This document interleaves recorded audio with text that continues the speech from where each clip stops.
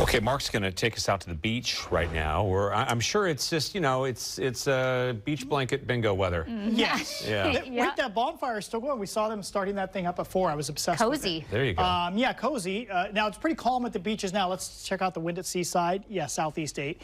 Tomorrow's going to be a windy day at the coast. Thunderstorms. Could be a water spout. There's always a chance in this pattern, as we've talked about through the fall. So first alert weather day for the coast, the valleys, and the metro, not for the gorge or the Cascades or east of the Cascades.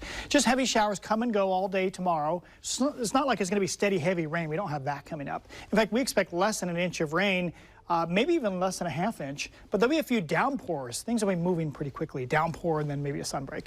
So peak gusts 25 to 40 miles per hour. Obviously not a big storm, but that's enough to bring a limb or two down onto a power line. And the thunder chance, I think the best chances along the coastline. There's always a chance here in the valleys. In fact, Storm Prediction Center has us up at level 2.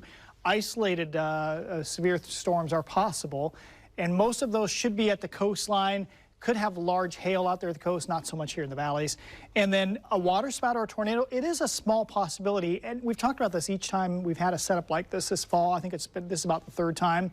So far, we haven't seen a water spout or tornado. At some point, it's probably going to happen. Remember Rockaway last November, it was a year ago. Rockaway, you had in the dark of night, you had a water spout move on shore and cause a little bit of damage here, I think, at the school district, and became a tornado once it touches ground.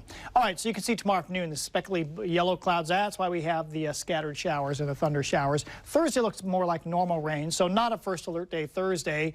A few leftover showers Friday. Friday's pretty quiet.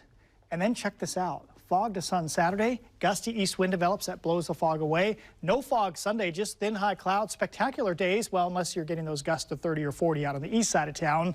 But then probably still dry Monday and Tuesday. There could be a 4-day stretch of dry weather, which some Novembers, that doesn't actually happen. It's all about the next 2 days. That's when most of the rain is going to fall.